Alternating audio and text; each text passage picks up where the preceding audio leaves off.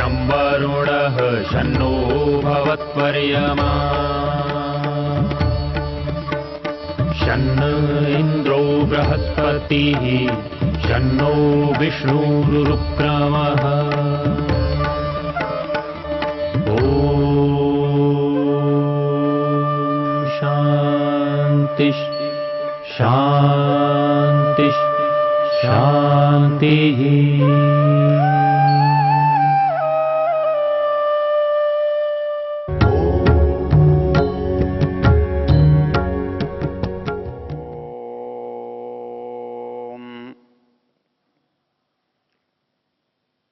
हम ज्ञान सूक्त की चर्चा कर रहे हैं।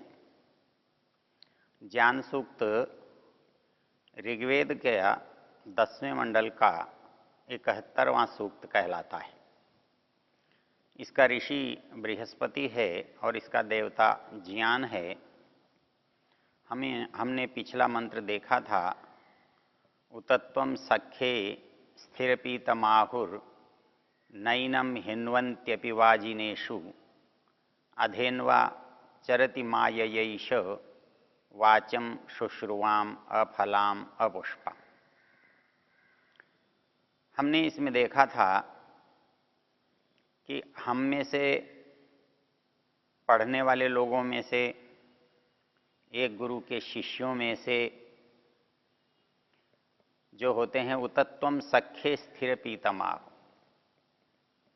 उनमें से सब पढ़ते हुए भी एक विशेषण यहाँ दिया, स्थिर पीत, अर्थात जो उन्होंने पिया है, जो उन्होंने जाना है, पढ़ा है, वो उनका अपना बना है, उनके अंदर स्थिर हुआ है, उस ज्ञान को उन्होंने आत्मसात किया है, इसलिए वो स्थिर पीत हैं।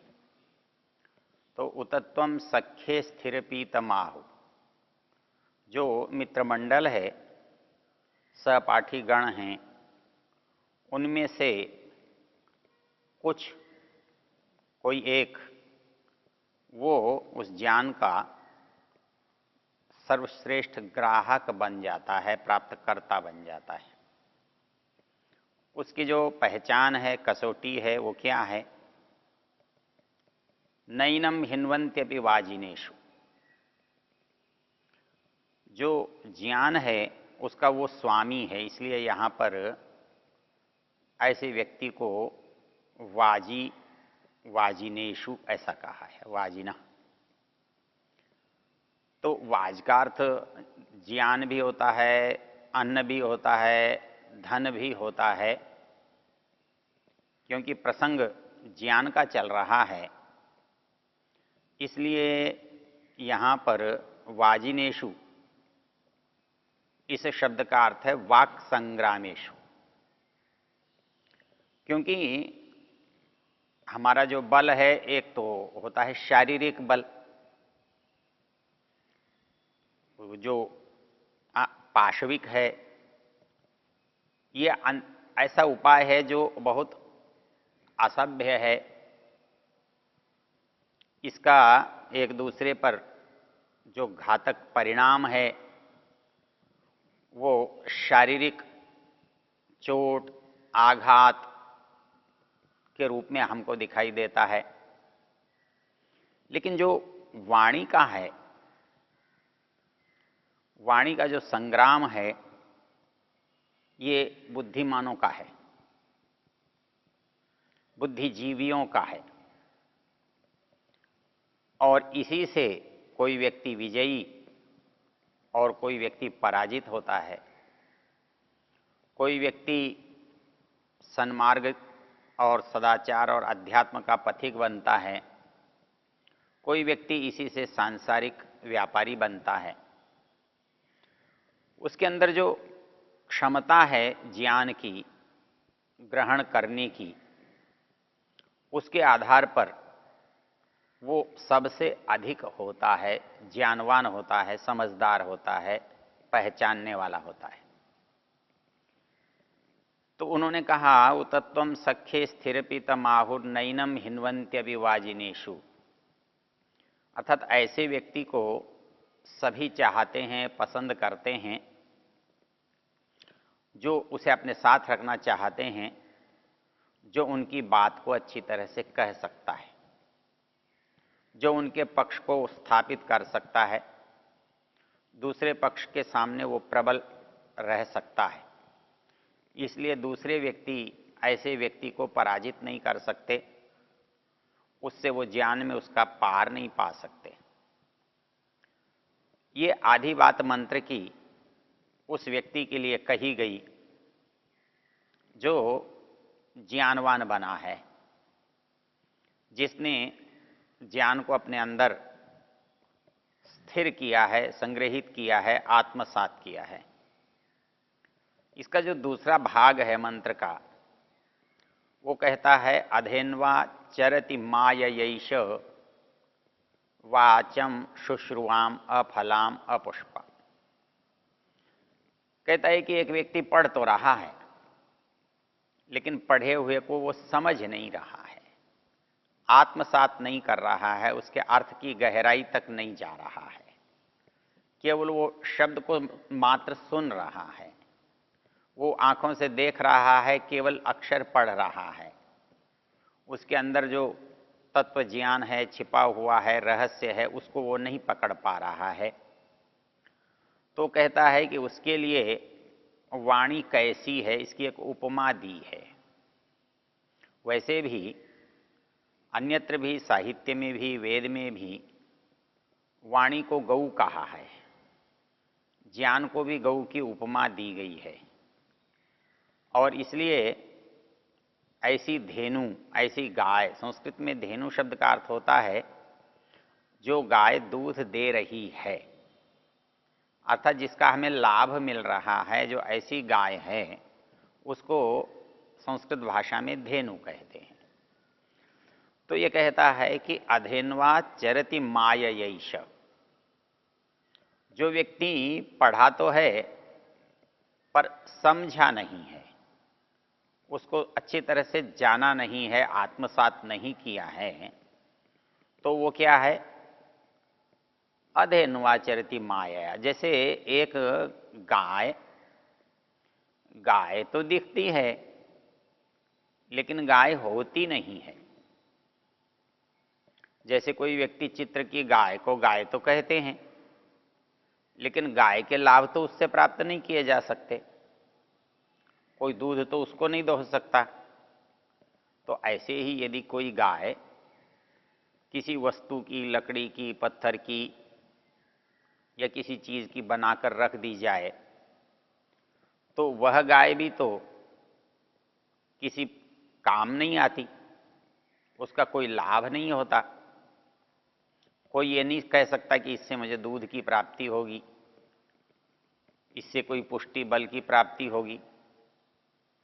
वो गाय लकड़ी की हो, पत्थर की हो, चित्र की हो, कैसी भी हो, गाय तो है लेकिन माया की है।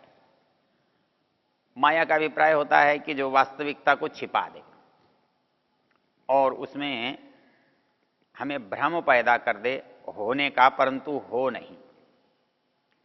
तो शास्त्र कह रहा है, वेद कह रहा है, मंत्र उसका कह रहा है, अधेन्वा मायया एष चरति। ये समझता तो है कि मैं ज्ञान प्राप्त कर रहा हूँ, शास्त्र को पढ़ रहा हूँ, मंत्र को देख रहा हूँ, जान रहा हूँ, बोल रहा हूँ, लेकिन उससे प्राप्त उसे कुछ भी नहीं हो रहा है।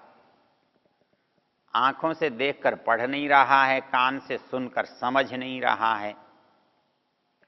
तो इसलिए कहा एष अधेन्वा मायया चरति, बस चल रहा है, विचरण कर रहा है। कैसे कर रहा है? अधेन्वा मायया। इसके लिए शास्त्र ने पीछे भी एक बात कही है। वो कहता है कि जैसे कोई व्यक्ति पुस्तक तो बहुत अच्छी अपने ऊपर रखे हुए है और उसको समझता नहीं है, तो उसके लिए एक जगह उपमा यास्क ने दी, यथा खरश्चंदन भारवाही भारस्य वेत्ता न तु चंदनस्य तथा शास्त्राण्यधीत्य खरवद वहंती। जो मूर्ख लोग हैं शास्त्र का पढ़ तो लेते हैं और मानो वो बिल्कुल खरवद वहंती, वो उस सारे शास्त्र को वैसे ही ढो रहे हैं जैसे कोई व्यक्ति किसी गधे पर चंदन लाद दे और गधे से पूछे क्या लग रहा है तो उसे चंदन की गंध नहीं आती, उसका ध्यान चंदन की गंध पर नहीं होता, उसका ध्यान तो होने वाले वजन पर, भार पर होता है। उसे तो भार सताता है, चंदन के गुण उसे पता नहीं लगते। तो यथा खरश चंदन भारवाही भारस्य वेत्ता न तो चंदनस्य तथा शास्त्राण्यधीत्य मूर्खा खरवद वहंती। तो शास्त्र को पढ़कर भी मनुष्य शास्त्र को वैसे ही ढो रहा है जैसे कोई गधे पर चंदन लदा हुआ है और वो एक बोझ समझ के उसे ढो रहा है। तो यहां भी वाणी को उसने प्राप्त तो किया है, ज्ञान को उसने ग्रहण किया है, लेकिन नाम मात्र के लिए किया है। तो वहां कहा अधेन्वा चरति माययैष वाचम शुश्रुआम अफलाम अपुष्पा।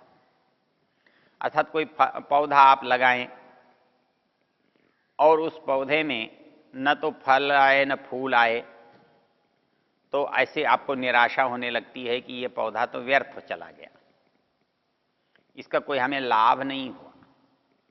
क्योंकि कोई भी प्रयास तब हमें अच्छा लगता है, तब सार्थक लगता है जब हम जिस प्रयोजन या उद्देश्य के लिए लेकर उसे करते हैं, उसको लेकर चलते हैं, यदि वह हमारा उद्देश्य सफल होता है तो हमें लगता है, हमें प्रसन्नता होती है कि हमको फल प्राप्त हुआ।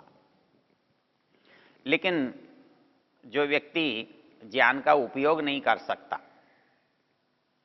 वो ऐसा ही है जैसे उसके पास उसने कोई फल लगाया, कोई पौधा लगाया, लेकिन उसे परिणाम नहीं मिला, कोई उसका फल नहीं आया, कोई उस पर फूल नहीं आया।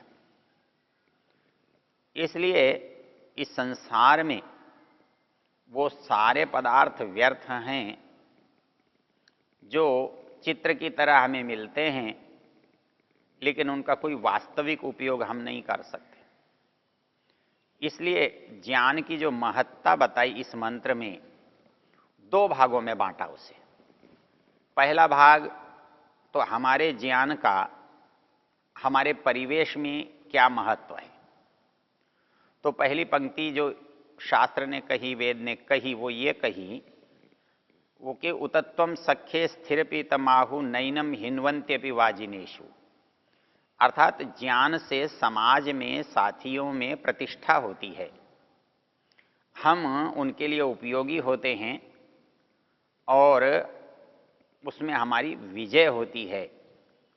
तो जो ज्ञान का एक पक्ष है कि समाज में अपनी रक्षा करना, अपने पक्ष को सिद्ध करना, अपने पक्ष को प्रबल रखना, ये एक ज्ञान का परिणाम है। मंत्र के दूसरे भाग में जो बात कहता है वो ये कहा है कि मंत्र ज्ञान का तो हमने यत्न तो किया, हमने उसको पर समय लगाया कि उसको पढ़ा या उसको सुना, किंतु यदि ज्ञान का वास्तविक जो लाभ या प्राप्ति होनी चाहिए थी वो यदि नहीं हुई तो हमारे लिए वो व्यर्थ हो जाता है। अर्थात हम गाय को मूर्ति बनाकर रखें और दूध की आशा करें जो कि कभी पूरी होने में नहीं आएगी, तो वैसे ही लोग ज्ञानी बनने का यत्न करते हैं, पढ़ भी लेते हैं, सुन भी लेते हैं, लेकिन उसका उनको कोई लाभ या उपयोग नहीं होता। वो ज्ञान उनके साथ आत्मसात नहीं होता या उनके प्रयोग के लिए पर्याप्त नहीं होता, उनके प्रयोग में नहीं आता। इसलिए शास्त्र ने यहाँ जो बात को समझाया कि ये ज्ञान हमारे लिए अपने लिए भी उपयोगी है और उसके साथ साथ जिस परिवेश में, जिन साथियों में हम रहते हैं, उनमें रहते हुए हमारी प्रतिष्ठा को भी बढ़ाता है। इसके लिए संस्कृत में एक बड़ी सुंदर पंक्ति है। वो कहता है कि जो पूजा है, जो सत्कार है, स्वदेशे पूज्यते राजा विद्वान सर्वत्र पूज्यते। जो विद्या है वो सब स्थानों पर लाभदायक होती है, पूजनीय होती है, सम्माननीय होती है। और एक अर्थ में उन्होंने एक उपमा दी है, और उपमा ये दी है कि चाहे सबसे बड़ा हमारे समाज में, देश में राजा को समझा जाता है, लेकिन उस राजा के भी सम्मान की एक सीमा है। वो एक विशेष वर्ग, विशेष समुदाय, विशेष क्षेत्र के लोगों में ही सम्माननीय होता है, और वो उसके सम्माननीय होने का परिणाम है स्वदेशे पूज्यते राजा। राजा केवल अपने स्थान, राज्य, देश में ही पूजनीय है। उसकी अनिवार्यता पूजा की उसके देश के लोगों के बीच में ही है। लेकिन जहाँ तक विद्वत्ता का प्रश्न है, विद्या का प्रश्न है, जानने का प्रश्न है, तो ये कहता है विद्वान सर्वत्र पूज्यते। विद्वान जो है वो सभी जगह आदर पाता है, पूजा को पाता है, सत्कार को पाता है। तो इसलिए वेद कहता है कि उस ज्ञान के लिए हमें प्रयत्न करना चाहिए, और उस ज्ञान को पाने से हम दूसरे का भी भला कर सकते हैं और अपना भी भला कर सकते हैं। हमको वास्तव में मनुष्य बनाने का या मनुष्यत्व प्रदान करने का जो मुख्य आधार है, कारण है, वो मनुष्य का ज्ञानवान होना है। वो पशु से केवल एक ही अर्थ में अलग है कि वो विवेक रखता है, वो समझता है, वो जान सकता है। पशु जानता नहीं है, इसलिए वो सींगों से लड़ता है, दांतों से काटता है, नखों से किसी को कष्ट पहुंचाता है, पैरों से लात मारता है। लेकिन एक मनुष्य को ऐसा कुछ भी करने की आवश्यकता नहीं होती है। वो अपने ज्ञान से, अपनी बुद्धि बल से, अपनी वाणी से वो इस तरह से बोलता है, इस तरह से अपनी बात को कहता और रखता है कि उसी की बात से जय और पराजय, स्वीकृति और अस्वीकृति, हानि और लाभ सब उस शब्दों से ही हो जाता है। तो ये शब्दों से ही जो हो जाता है, इसलिए मनुष्य को ज्ञानवान होना चाहिए, और वो ज्ञान प्राप्त करने से मनुष्य दोनों ही स्थानों पर, अर्थात अपने परिवेश में भी और अपने यहाँ भी लाभ प्राप्त कर सकता है।